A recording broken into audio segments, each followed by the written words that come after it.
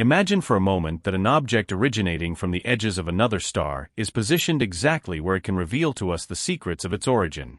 Imagine that, after traversing an ocean of darkness for billions of years, this body is now located at the point where solar radiation can tear away its veil and show us its true nature. This image is not a metaphor nor a scene from science fiction. It is the reality we are experiencing with 3I Atlas, an interstellar visitor that has the scientific community on edge. I am one of those scientists who have not stopped thinking about it since the day it was detected. And in the following lines, I wish to share with you why this moment is so crucial and what we hope to discover when the mystery begins to unfold. When I first saw the data on this body, I felt an excitement similar to that of a child observing the starry sky for the first time.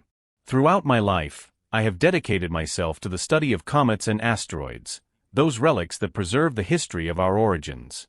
But I never imagined witnessing the arrival of an object from another stellar system at a time when our technology is capable of unraveling its secrets. 3I Atlas is not an ordinary comet. Its hyperbolic trajectory told us from the very first moment that it does not orbit the Sun. Discovered in early July of the year 2025 by an early warning system, it became the third registered interstellar visitor. Unlike the two previous ones, we detected it with sufficient advance notice to plan its tracking and, most importantly, to learn from it. Since we learned that its orbit would take it through the heart of the solar system, I understood that we were facing a unique opportunity. As a physicist, I cannot help but compare this discovery to the previous ones. In the year 2017, Oumuamua surprised us with its elongated shape, lack of visible coma, and rapid acceleration. Borisov in the year 2019 behaved more like a traditional comet, although its chemical composition differed from ours. 3I Atlas, however, seemed to combine the rarity of both and amplify it. Its speed exceeded everything we had seen in similar bodies, traveling at more than 130,000 kilometers per hour.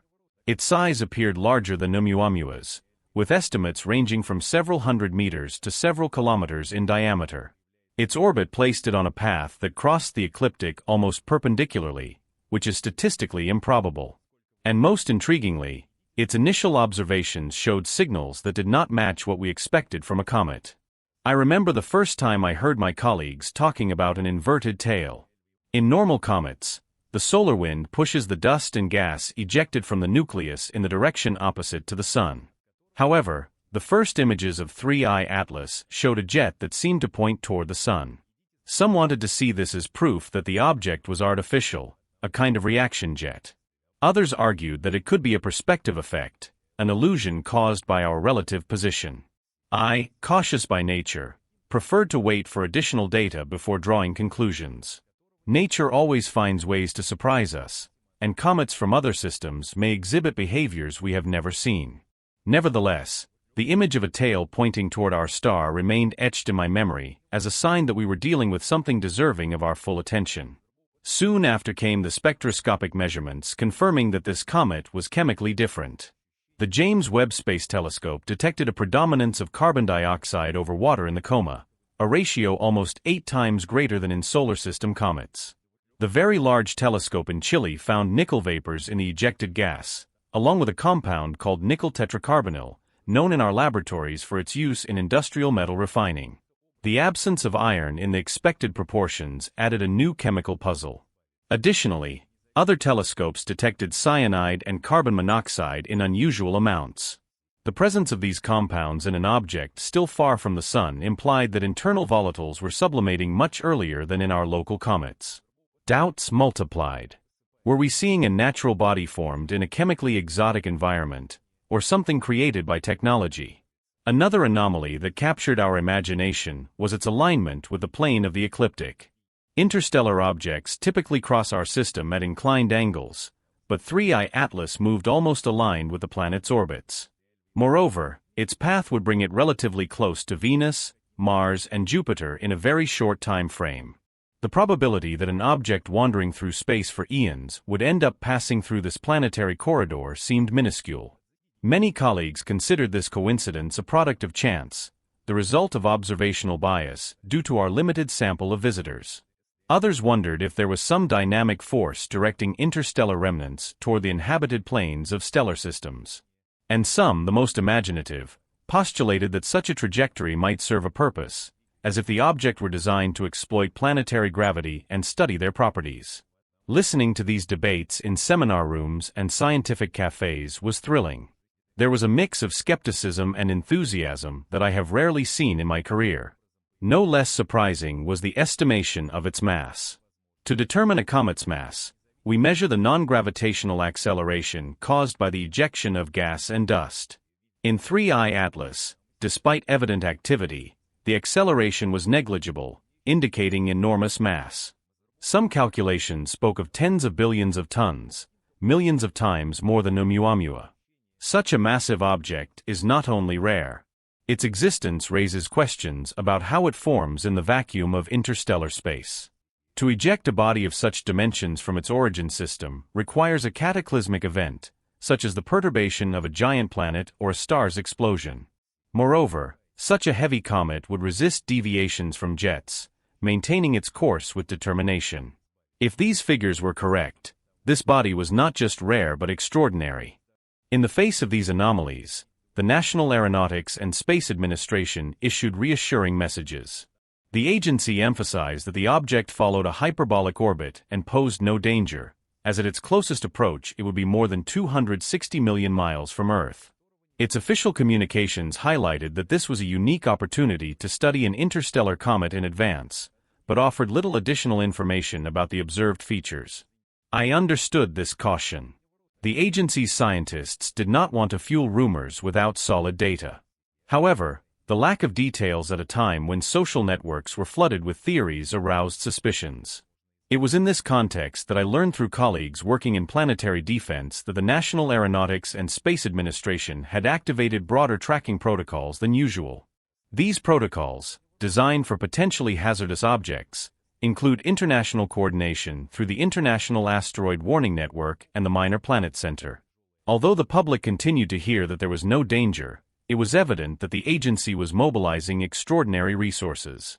This reaction was not due to an impact threat, but to the need to be prepared for the unknown. When an interstellar object behaves strangely, space agencies consider all scenarios, from natural to the least probable. It is not about believing in aliens. It is about not ruling out hypotheses without evidence. The National Aeronautics and Space Administration, together with the European Space Agency and other institutions, developed an observation campaign that would activate when 3I Atlas reached the exact point allowing us to know its origin, perihelion. This point, located just over 1.3 astronomical units from the Sun, is where solar heat is sufficient to release gases trapped in the nucleus. It is at that moment that we expect to see its real composition, distinguishing between water ice, carbon dioxide, carbon monoxide, metals, and other compounds. It is there, in the inferno of light and heat, that a comet's chemical signature is revealed. The peculiarity of this perihelion is that, from Earth's perspective, the comet will be hidden behind the Sun. We will not be able to observe it from our ground-based telescopes or with most orbital observatories. However, there is a fleet of spacecraft and probes that will be able to follow it. Orbiters around Mars, such as Mars Express and the Trace Gas Orbiter, will offer a side view of the comet. The Psyche mission, flying to the asteroid belt, will adjust its cameras to observe 3I Atlas as it crosses the orbital plane. The Lucy probe, on its trajectory to Jupiter's Trojan asteroids, has also prepared to collect data. And perhaps most exciting, the European Jupiter Icy Moons Explorer mission will have a golden opportunity when its route brings it close to the comet as it leaves the inner system. Each of these spacecraft will perform spectroscopy, temperature measurements, high-resolution imaging, and other observations that will tell us what materials are emanating from the nucleus. We expect to detect iron emission lines, confirming a chemistry different from what has been observed so far. We are also looking for complex organic molecules that could indicate interesting processes. The sensation of standing on the threshold of a historic moment is difficult to describe. For many of us, 3I Atlas is at the exact point in the sense that we are about to receive the information our curiosity needs. All previous data were fragments, preliminary compositions, mass estimates, suggestive trajectories. Now, in solar proximity, physics offers us a golden opportunity. Solar heat will act as a geological probe, stripping away layers of ice and dust, releasing the body's essence. If 3I Atlas is a natural comet, we will see increases in the proportion of water as it approaches and perhaps the emergence of metallic compounds like iron. If it is something unnatural, we may see signals challenging our models, regular emission patterns, components not fitting comet chemistry, speed changes not attributable to jets. We cannot predict exactly what we will see, but we know this perihelion will give us decisive data. Amid this anticipation, bolder hypotheses inevitably arise. A theory that has gained popularity is the Trojan horse, an artificial object camouflaged as a comet studying stellar systems.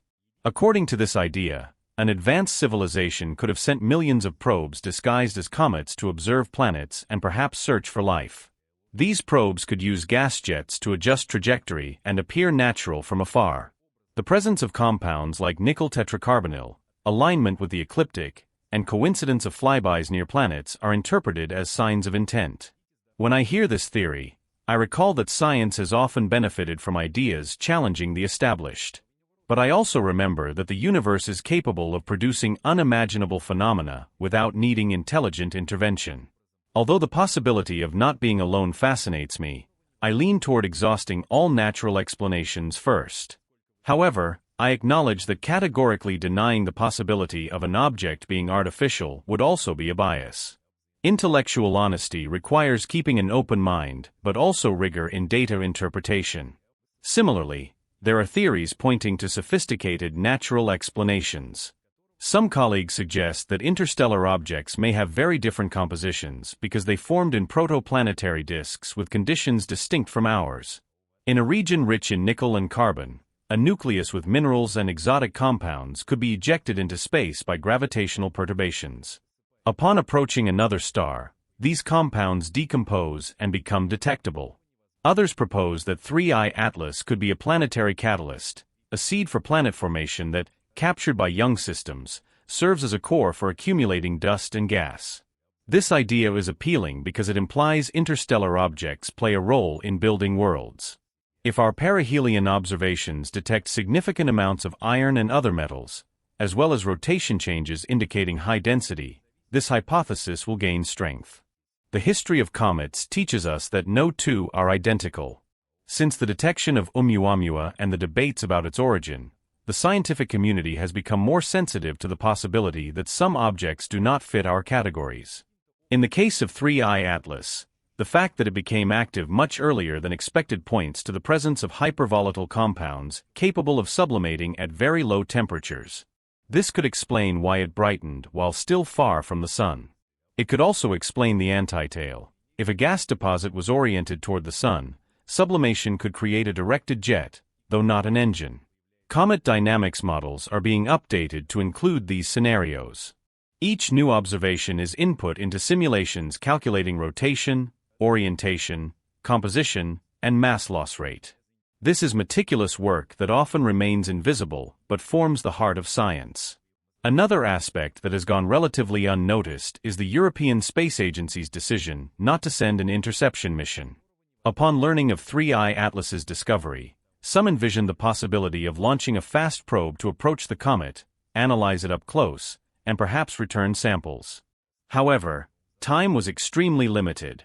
From discovery to perihelion, barely 4 months passed. Building a probe, planning a trajectory, and launching it with a rocket capable of reaching the comet at full acceleration was impossible. Moreover, the relative speed was so high that any encounter would be dangerously fast. The decision, therefore, was to concentrate resources on remote observations with the best available telescopes and probes. This foregoing of an in situ mission was disappointing for some but demonstrates the real limitations of our technological capabilities. Not everything we desire is possible, at least not immediately. Nevertheless, the International Asteroid Warning Network launched what it called a defense exercise to test its procedures with an interstellar visitor. Although the comet was not going to strike Earth, its presence was a perfect opportunity to rehearse tracking, coordination, and rapid analysis protocols. Dozens of observatories worldwide participated in this exercise, calibrating their cameras, adapting observation programs, and ensuring real-time data availability. Personally, I participated in several observation sessions where we verified trajectory model accuracy and attempted to measure non-gravitational acceleration with maximum precision. This was a global effort reminding us that, although interstellar objects are rare, we must be prepared to study them and, if necessary, deflect a dangerous body. This exercise also helped strengthen international cooperation at a time when disinformation and speculation threatened to overshadow the debate. As perihelion approaches, tension mounts. On one hand, space agencies continue to insist there is no cause for alarm.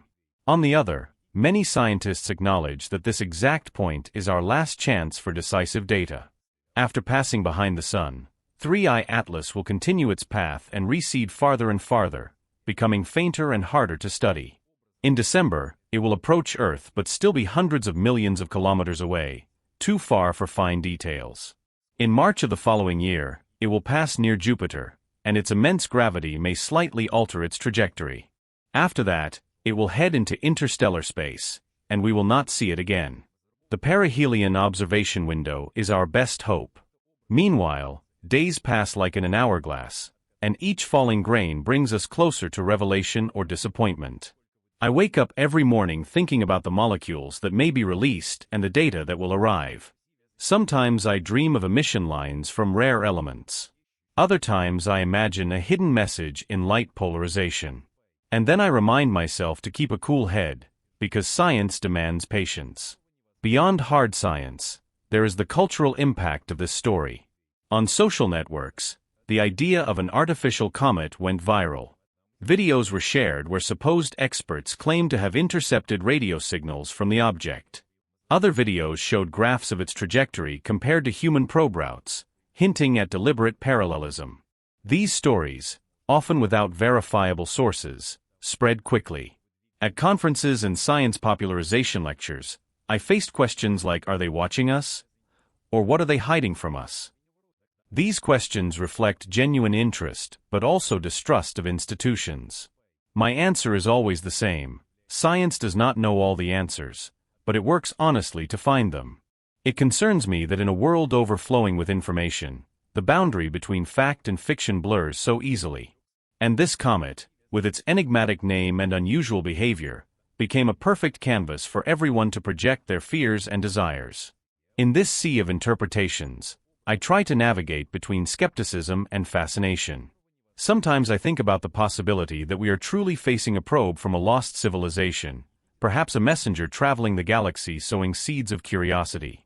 On other days, I lean toward believing it is simply a silent witness to cosmic processes we barely understand. The truth is that our stance before the mystery says much about us, regardless of the answer. Part of us desperately wants to find evidence that we are not alone.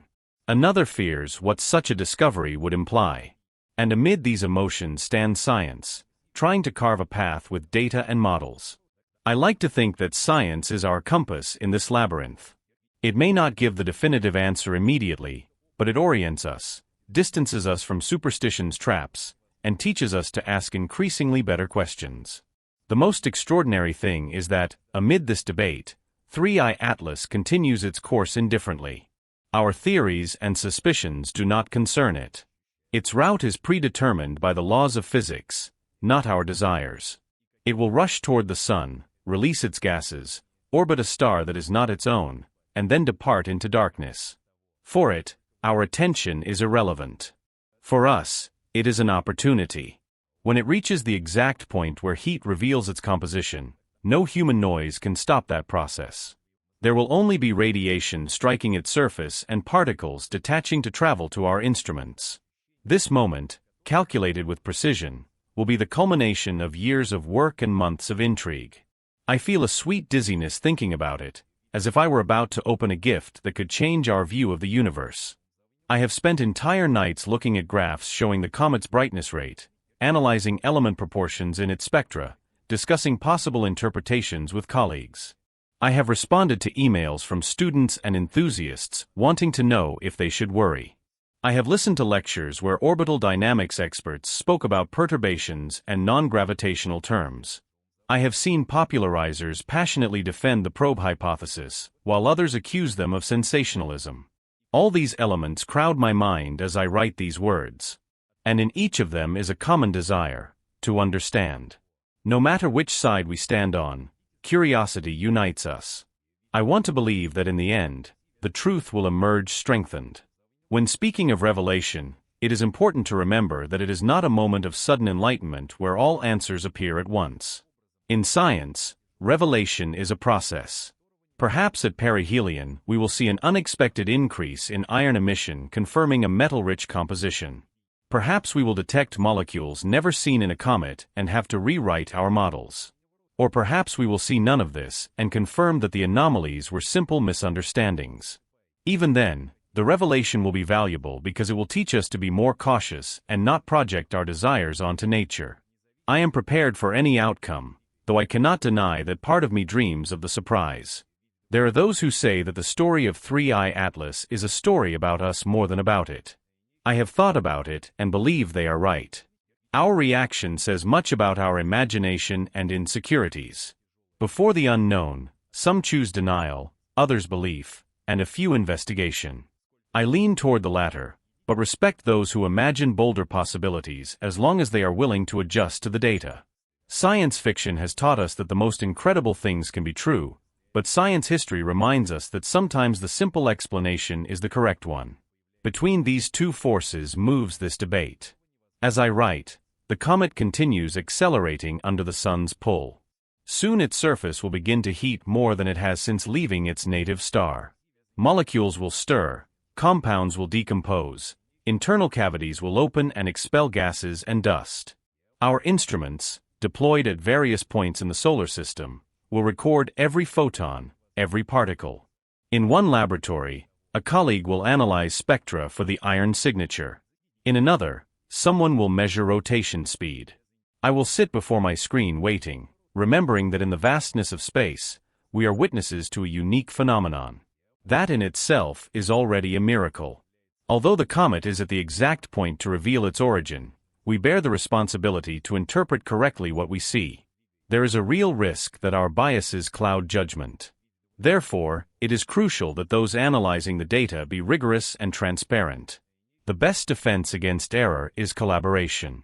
Results from the Trace Gas Orbiter, Psyche, Lucy, and Jupiter Icy Moons Explorer will be shared with research groups worldwide.